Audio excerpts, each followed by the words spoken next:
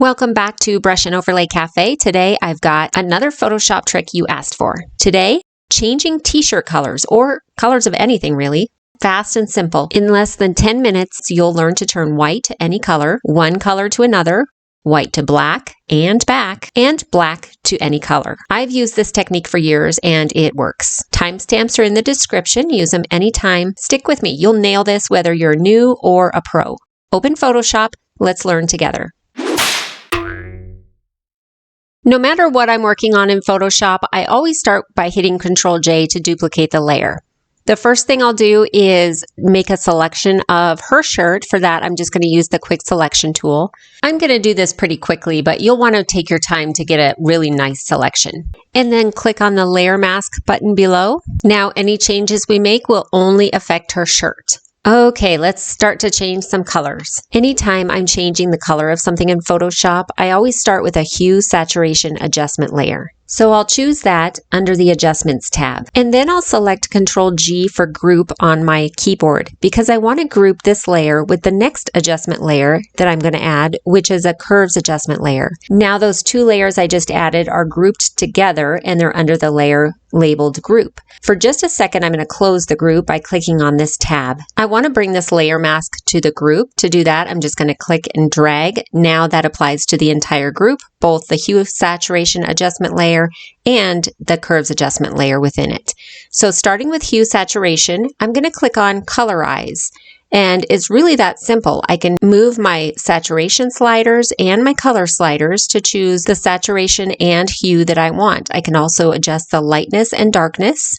I want a pale green, so I'm going to move my color sliders into the greens, and then I'll just move the saturation slider down a little bit because I don't want it to be very saturated. I like that color, but the lighting is a little flat. I'm going to fix that in the curves adjustment layer. So I'm going to bring down the midtones just a bit to create a little bit more dimension in that shirt. Look at what a big difference just that one little thing made. It looks so much better. And now from here, you can continue to make any adjustments you want. You can continue changing the colors, saturation, lightness, anything you want to change. You can do it 100 times within this group, and it's only going to affect her shirt because that's what our mask is for. So already we've changed white to a color, and we've changed one color to another color.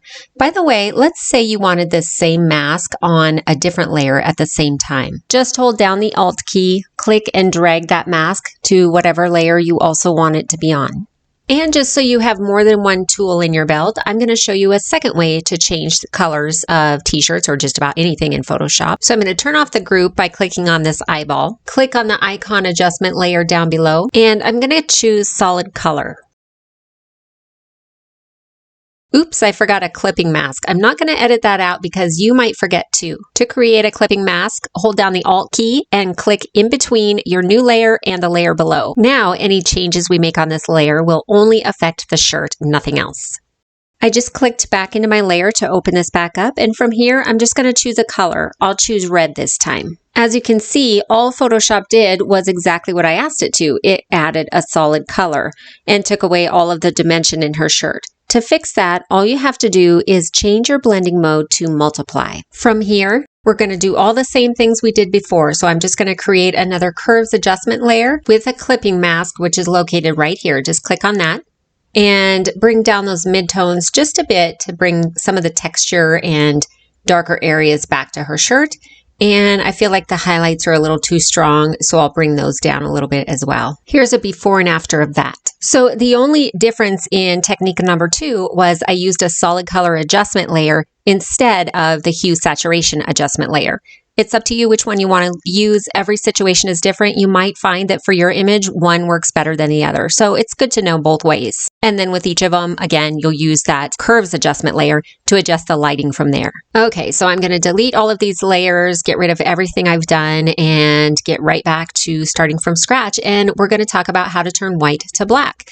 Let's try that same technique. We're going to go with technique number 1. So once again, I'm going to add a hue saturation adjustment layer. That's where I'll adjust the colors. I'm going to hit Ctrl-G to create a group for this and my next layer, which will be curves adjustment. I'm going to close up the group, and then just click and drag on the layer mask to move it up to the group. And then once again, here we are in the group. I'm going to, now there is no saturation. This is a white shirt, so there's nothing to turn down. But since black is essentially the absence of light, all we have to do is turn down the light. Now you don't want to go all the way to the left because you'll lose all the detail. So just go until it looks natural. There's always just a touch of gray, and there's definitely still some detail in there. And just like before, the curves adjustment layer for adjusting the lighting. In this case, I want to bring up the highlights. That's done down here. So just move the slider until the highlights look right.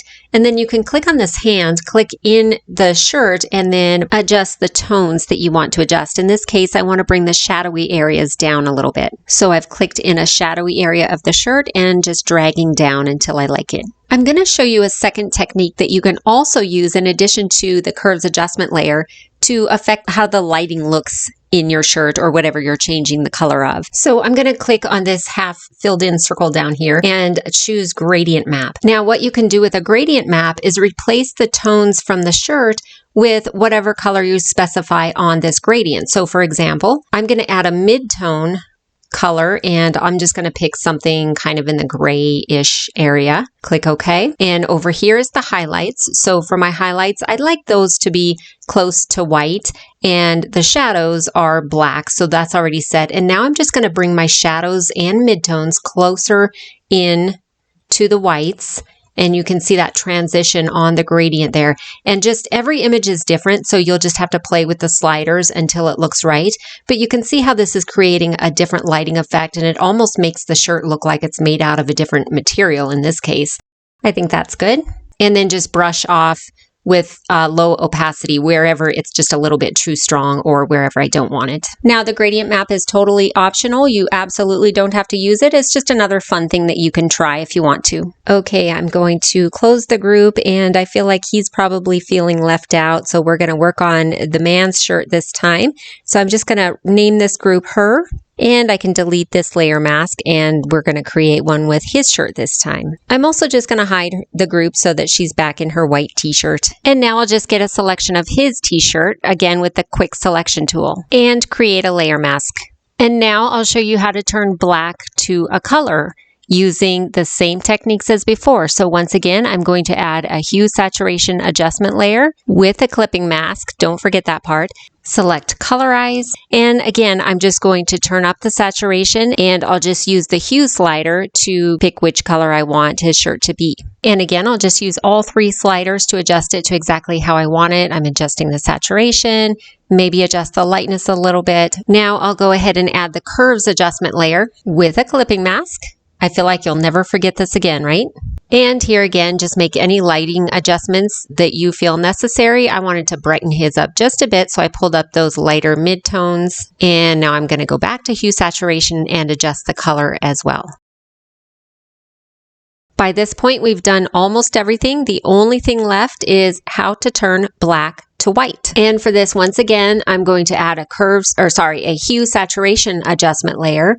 Control G to make a group, and then same as before, add a curves adjustment layer to adjust any lighting, close the group, and drag this mask into the group. So back into the group. Now I'm going to do the opposite of what I did when I was turning the shirt black.